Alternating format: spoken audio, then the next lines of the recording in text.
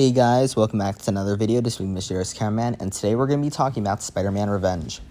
So this is a very short 6-minute fan film, and it got requested for me to review, so I'm just going to review it. I don't have anything else really to say about it. Before we get into it though, if you haven't already checked out Fan Film Finder, it's a very simple form. If you fill it out, you can just submit a fan film through it, and eventually I'll get around to reviewing it. This is how I found this fan film and so many others. So yeah, let's talk about it. I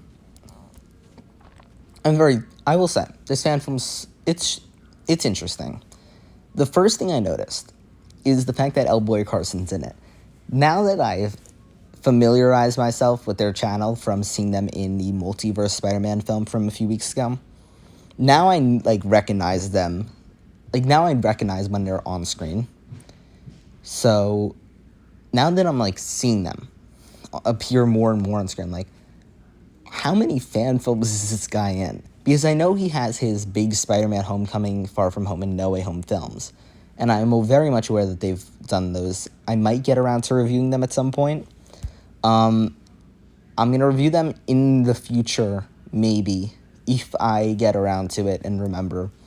But this is, the second fan film in, a month that I've seen him in. I don't know if there's, something that he's, just kind of, bouncing around through fan films. But I thought it was actually very strong, some parts of this. I think Boy Carson is just a very good actor. I don't know if he's a great actor, because I haven't seen him in other roles. He is a very good Peter. And I think there's I know this might sound bad. I think there's a difference between being a good Peter Parker and being a good actor. Because it's you could be good for one role, but that doesn't mean you're good for every role. So, I think they seem like a very good actor, and I very much enjoyed them in this project. They had a lot of emotion. I did like the idea of him playing Uncle Ben, because it was wow, he's the father figure now. I thought that was a very strong idea. I enjoyed them doing that. But I did like how he was portrayed in this as Uncle Ben. Because Peter's younger, I also like that Uncle Ben is younger. And not just that, I like how he's how they do a lot of, I will say, to step away from Boy Carson and talk about the fan film itself. The fan film feels like I'm watching Spider-Man 2000, or 2002. I'm thinking X-Men 2000, oh god. Spider-Man is just, it's a film. I have my own thoughts on Tobey Maguire's Spider-Man 1, and I'm not going to talk about them here. But I don't hate it. I don't like it that much. I don't even know. When I'm watching it, I love it, but when I'm thinking about it, I hate it. I don't even know at this point.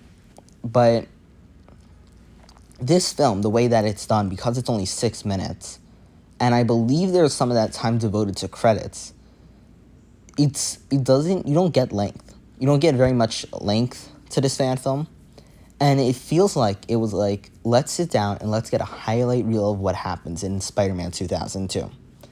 And the reason why I say that is because if you look at what occurs in this fan film, it has the Uncle Ben great power, great responsibility talk, which is pretty much exactly what happens. We got Uncle Ben dying, and then it kind of just cuts to Spider-Man killing. We don't even see Spider-Man kill the robber. We just know he kills him. And then we get that part. So that's the revenge. And then we get his ending monologues. We get something with J. Jonah Jameson, and that's it. I don't think... And then he also, completely forgot about this, there was his suicide plot. I will say that was a very interesting decision that this film made. I did not expect it to go there. That was the one thing that I thought that I was actually shocked they put in, very simply because it wasn't from Spider-Man 1. That was the only reason, really, why I was wow, they did that. Because I wasn't expecting it. And I'll say, I didn't hate it. I didn't hate it by any means. I just felt like there wasn't build-up to it. I think when a film does that, they need to begin... We have to have the film begin with the main character either being misguided or being in a really good place.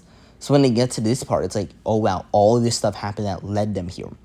But I feel it kind of, in 6 minutes, you can't go from there to there to there. You can't go from, in a V almost in 6 minutes.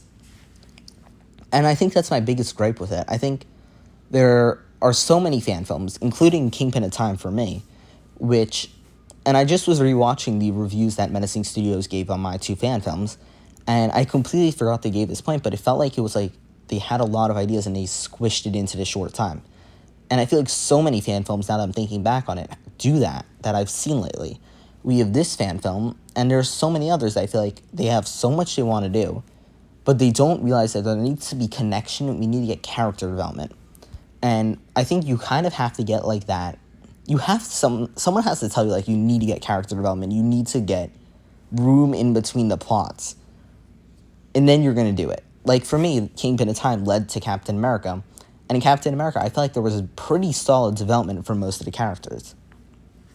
But I feel like for this film, and I feel like for many, it feels like there's, like, a highlight reel almost. Like, this is all we want to do, but let's not do anything else but it. And if you want to do that, then great, but then do something like the Percy Jackson web series. And that's the only time when I think this was done very well, because it was like, we don't want to do a full story, we just want to do select scenes. And I love it when a film is, like, very self-conscious about themselves, and it's like, that's what we want to do, so let's do it. So when I look at a film like this, or when I look at any other one of these fan films, I feel like they have good ideas, they just aren't taking their time with it. And this film was rushed, and it had to skip things. And I think that was my biggest issue plot-wise with it, because I think the plot didn't get any time to breathe. But besides from that, I actually enjoyed a lot of this film. As I spoke about, I think the acting was a very solid part of it, and I think the only way to finish this review is with the 6 points. So directing-wise, I thought this was very good. I thought the direction in this film was actually pretty strong overall. The editing, what did I think of the editing? Let me think about this. Actually, the editing was fine. I had to think about it for a second. The editing was fine. The acting was solid. I think the acting was the best part. Story I spoke about. Choreography, I don't think there was any. And then the music was also good. And I think that's all I have to say. I just think this film, if they do a sequel or something, they need to do more than just, let's do a highlight reel. And if they want to do a highlight reel, that's great, but then find a way to make that make sense. And yeah, I think that's all I have to say. Thank you guys so much for watching this video, and I'll see you guys in the next one. Bye, guys.